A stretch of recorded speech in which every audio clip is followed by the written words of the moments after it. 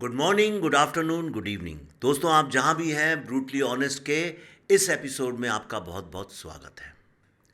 दोस्तों, मैंने पिछले एपिसोड में आपको श्री औरोबिंदो की कहानी सुनाई थी, जिसमें हमने जाना कि किस तरह इंग्लैंड में पले बड़े होने के बावजूद श्री औरोबिंदो भारत वापस लौटे और कैसे अपने साहित्य के माध्यम से स्वतंत्रता संग्राम में उन्होंने एक महत्वपूर्ण भूमिका निभाई और कैसे ब्रिटिश सरकार ने उन्हें और 38 क्रांतिकारियों को अलीपुर बॉम्बिंग केस में जेल भेज दिया था। दोस्तों, आज के पॉडकास्ट में मैं आपको बताऊंगा कि कैसे जेल में बिताया गया वो समय श्री औरोबिंदो के जीवन का एक ट्रांसफॉर्मेशन पीरियड बन गया। और इससे आप ये भी समझेंगे, कई बार चैलेंजेस में बहुत बड़ी अपॉर्चुनिटी छुपी होती है।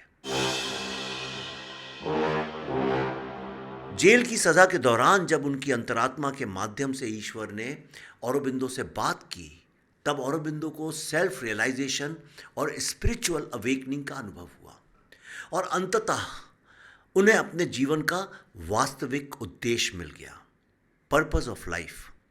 लेकिन अपने इस नए यात्रा को शुरू करने से पहले उन्होंने ब्रिटिश अधिकारियों से एक कानूनी लड़ाई लड़नी थी और उनसे अपनी आज़ादी छीननी थी। और इसका पहला अवसर 5 मई 1908 को आया, जब औरोबिंदो को चीफ प्रेसिडेंसी मजिस्ट्रेट कोर्ट के सामने पेश किया गया, जहां उन्हें पहली बार वकीलों से मिलने का मौका दिया गया।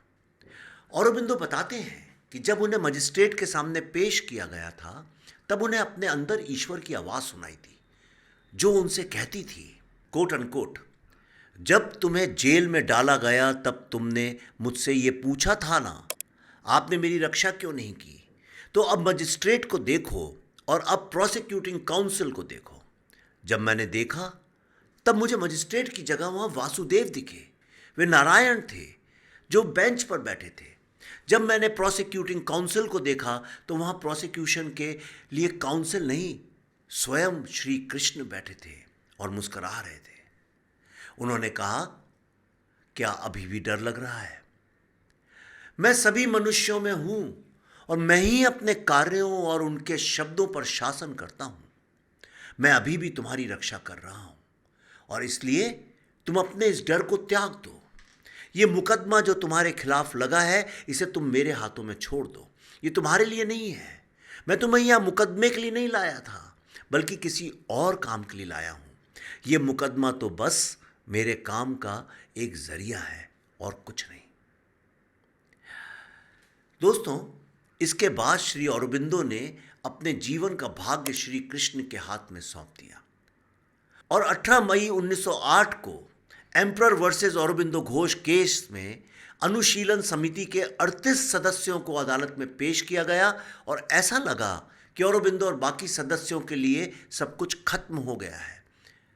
जब नरेंद्र नाथ गोस्वामी ने अन्य आरोपियों के खिलाफ सरकारी गवाह बनने का फैसला किया, तो प्रिजन अथॉरिटीज ने नरेंद्र नाथ गोस्वामी को सुरक्षा के लिए यूरोपियन प्रिजनर्स ब्लॉक में शिफ्ट कर दिया, ताकि गवाही देने से पहले उन पर कोई अटैक ना हो।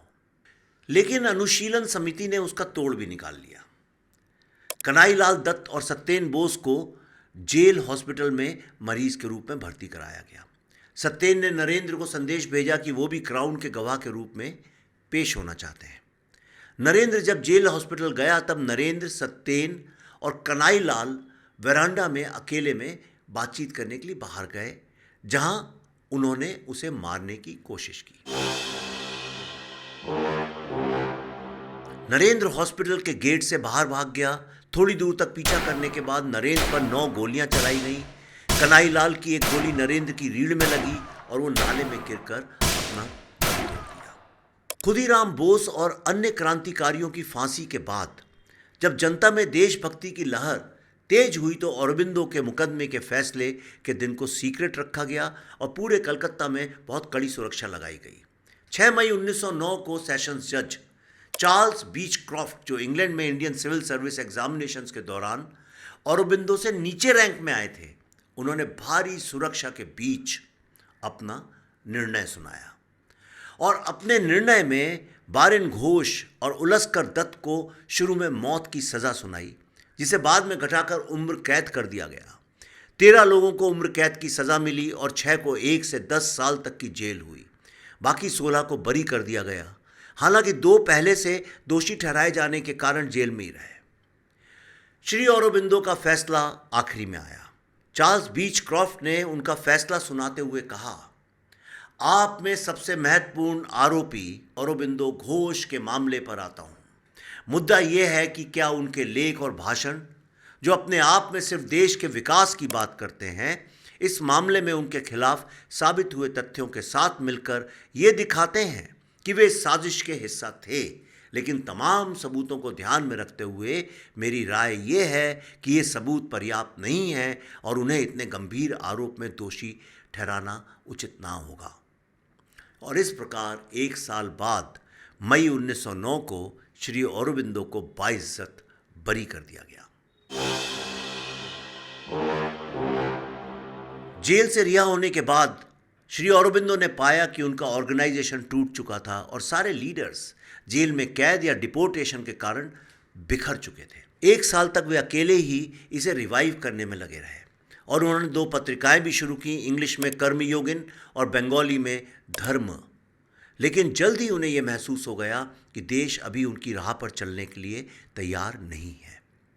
इसके अलावा अलीपुर जेल में 12 महीने पूरी तरह से योग के अभ्यास के बाद अब उनका इनर स्पिरिचुअल लाइफ उन्हें एकांत में ध्यान केंद्रित करने के लिए दबाव डाल रही थी। इसीलिए उन्होंने कुछ समय के लिए राजनीतिक क्षेत्र से हटने का संकल्प लिया। अपने ऑटोबायोग्राफिकल नोट्स में श्री अरबिंदो बताते हैं, कोट अनकोट, मैं अपने ऑफिस में था जब मुझे ये संदेश मिला कि अगले दिन कार्यालय की तलाशी ली जाएगी और मुझे गिरफ्तार कर लिया जाएगा। तो मुझे अचानक ऊपर से आदेश आया, चंदर नगौर जाओ। 10 मिनट या उससे भी कम समय में मैं चंदर नगौर जाने वाली नाव में था। मेरी पूरी तरह से साधना में लीन रहा और उस समय से दोनों अखबारों के साथ मेरा संबंध समाप्त हो गया। उसके बाद फिर से आदेश आने पर मैंने चंदर नगौर छोड़ दिया और 4 अप्रैल 1910 को पौंडीचेरी पहुंचा। कर्मयोगिन के एक लेख को लेकर अरबिंदो पर तीसरा मुकदमा चला, लेकिन वो भी विफल रहा। नेशनल कांग्रेस का नेतृत्व करने के प्रस्ताव को अस्वीकार कर और राजनीति में लौटने का विचार छोड़ श्री अरबिंदो पौंडीचेरी में साधना करने लगे और साधना को ही अपना जीवन बना लिया। 1914 में मैडम अल्फसा, जिन्हें द मदर के नाम से जाना जाता है, अरबिंदो से पौंडीचेरी में मिलने आई, जिन्होंने आगे चलकर आश्रम और ऑरोविल की स्थापना में उनका साथ दिया।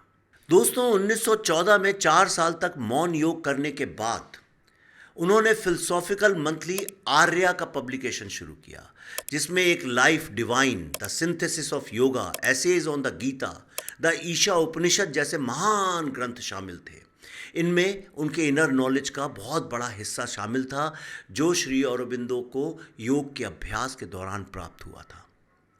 इसके अलावा the foundations of Indian culture, the secret of the Veda, the human cycle, the future poetry और the ideal of human unity जैसी रचनाओं के माध्यम से उन्होंने स्पिरिट और वर्ल्ड के बीच की दूरी को ब्रिज करने की कोशिश की।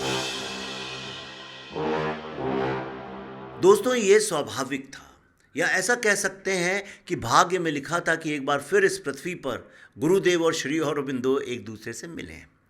1928 में जब गुरुदेव दक्षिण भारत के दौरे पर थे तो उन्होंने श्री अरबिंदो से मिलने की इच्छा जताई। वर्षों से एकांत में रह रहे श्री अरबिंदो तुरंत मान गए। गुरुदेव स्टीमर से पौंडीचेरी पहुंचे, जहां अरबिंदो की सेक्रेटरी नौलिनी कांता गुप्ता उन्हें लेने आई। फिर द मदर ने उनका स्वागत किया और श्री अरबिंदो के कक्ष तक ले गई।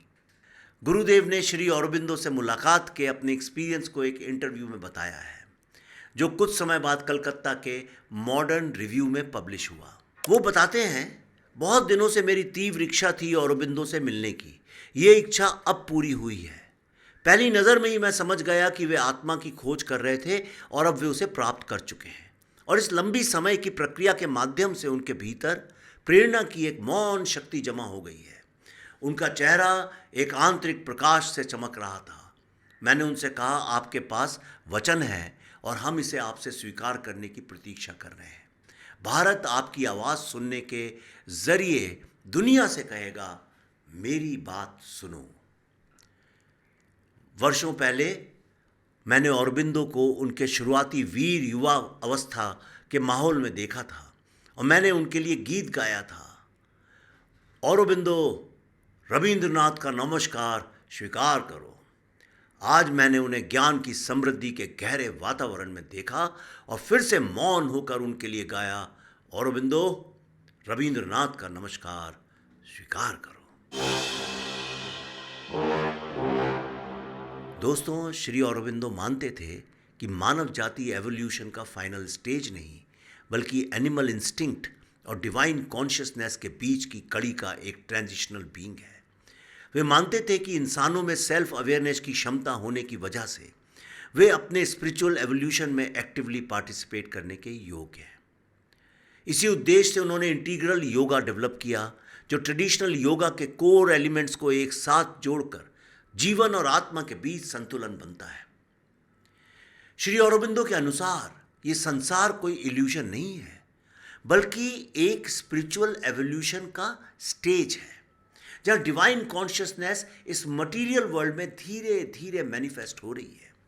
वे मानते थे कि ह्यूमन माइंड एवोल्यूशन का अब तक का सबसे हाईएस्ट अचीवमेंट होते हुए भी अधूरा है, और उसके ऊपर है सुप्रा माइंड, यानी सुपर माइंड या ट्रूथ कॉन्शियसनेस, जो सेल्फ ल्यूमिनस नॉलेज और पावर का एक रियल्म है। दोस्तों, श्री औरोबिंदो का विश्वास था कि इसी सुप्रामेंटल कॉन्शियसनेस में डिसेंट होने के बाद मानव अपने भीतर की दिव्यता को पहचान सकता है और जीवन, शरीर और मन को ट्रांसफॉर्म कर सकता है। यह विजन श्री औरोबिंदो के योग का मूल आधार था। अपने 75वें जन्मदिन पर उन्होंने जो संदेश दिया वो उनके राजनीतिक और आध्यात्मिक मिशन दोनों का सारांश है। उन्होंने इसमें अपने 5 सपनों की बात की। पहला सपना, एक स्वतंत्र और एकजुट भारत बनाने के लिए एक क्रांतिकारी आंदोलन का जन्म। नंबर 2, एशिया का रिसर्जेंस और लिबरेशन, जिससे वो मानव सभ्यता के विकास पर फिर से अपना कार्य शुरू कर सके। नंबर 3, एक पीसफुल वर्ल्ड के निर्माण के लिए वर्ल्ड यूनियन का गठन। नंबर 4, भारत द्वारा दुनिया को दिया गया आध्यात्मिक उपहार। और अंत में नंबर 5, सुपर ह्यूमन एवोल्यूशन की तरफ ट्रांजिशन के लिए ह्यूमन कॉन्शियसनेस का विकास। अब आप ही बताइए दोस्तों, क्या इस सदी के लिए ये एक बहुत शानदार एजेंडा है या नहीं? दोस्तों, 5 दिसंबर 1950 की सुबह 1:26 पर श्री औरोबिंदो ने अपना शरीर त्याग दिया। उनकी सहयोगी द मदर ने कहा कि उन्होंने ये फैसला कंपल्शन में नहीं, बल्कि ऐसे कारणों के लिए लिया है जो मानवीय समझ से परे है। उनके निधन के 5 दिनों तक श्री औरोबिंदो का शरीर वैसा ही इंटैक्ट रहा। उसमें किसी भी प्रकार के डिस्कलरेशन या डीकॉम्पोजिशन का कोई भी निशान नहीं दिखा। वो 5 दिन उनका पूरा शरीर गोल्डन क्रिम्सन ह्यू के लाइट से भरा हुआ दिखाई दे रहा था, जिसे सुप्रामेंटल लाइट के रूप में वर्णित किया गया है। दोस्तों, श्री औरोबिंदो का विजन मदर के माध्यम से जीवित रहा और उनकी लेगेसी और मिशन आज भी कायम है। दोस्तों, अगर आप पौंडीचेरी और ऑरोविल नहीं गए हों तो मैं कहूँगा आज ही जाइए, या जब मौका लगे तब जाइए। मैं जब वहाँ गया मेरी ज़िंदगी बदल गई। आपने तमाम जगह पे मेडिटेशन किया होगा। हर जगह पे कायदे कानून हैं, नियम हैं, ऐसे बैठो या वैसे बैठो, ऐसे कपड़े पहनो या वैसे बैठो, मेडिटेशन ऐसे किया जाता है, वैसे किया जाता है। लेकिन जब आप श्री औरोबिंदो की समाधि पे जाएंगे तो आप देखेंगे कोई खड़ा हुआ है, कोई बैठा हुआ है, कोई लेटा हुआ है, किसी ने शॉर्ट्स पहन रखे हैं, किसी ने सिर्फ बनियान पहन रखी है। कोई नियम नहीं, कोई कायदा नहीं, कोई कानून नहीं। और वहाँ जाके आपको समझ में आएगा आध्यात्मिक स्वतंत्रता क्या होती है। मैं आपसे एक और अनुभव शेयर करना चाहता हूँ।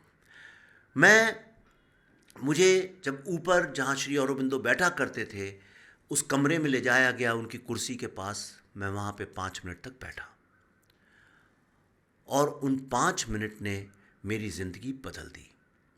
मेरे हर काम में, मेरी किताबों में आपको औरोबिंदो के एग्जाम्पल्स दिखेंगे ही दिखेंगे, लेकिन उसके अलावा मेरी जिंदगी का भी ध्येय यही बन गया कि एक सुपर कॉन्शियसनेस की आवश्यकता मानवता को है, खास तौर पे भारत को। और जो मैंने वहाँ समझा, आपने अध्यात्म और मेडिटेशन के तमाम तरीके देखे होंगे। कई लोग कहते हैं यहाँ केंद्रित करो, कोई कहता है यहाँ केंद्रित करो, तमाम है। लेकिन मैं सिर्फ श्री औरोबिंदो को जानता हूँ जिन्होंने कहा कि अल्टीमेटली सारा मेडिटेशन, अध्यात्म यहाँ केंद्रित करो। तो दोस्तों, ये मैंने आपके पास बंगाल की इस महान व्यक्ति, महान आत्मा की जीवनी शेयर करी।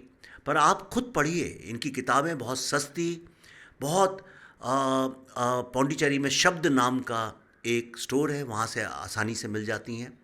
और अगर आपको ये एपिसोड पसंद आया हो तो आप इसे अपने दोस्तों और परिवार के साथ ज़रूर शेयर करिए। और बाकी इधर उधर की चीज़ें भी करते रहिए, लेकिन कभी कभी थोड़ी सी अच्छी बातें भी शेयर कर लेने से कुछ तो पुण्य मिलता ही होगा। और साथ ही अपने विचार कमेंट्स में ज़रूर बताइए। अगले हफ्ते मैं फिर मिलूँगा आपसे, बंगाल की एक ऐसी कहानी खोज के लाऊंगा जो शायद आप और आपके बच्चों तक पहुंची ना हो। तब तक के लिए वंदे मातरम।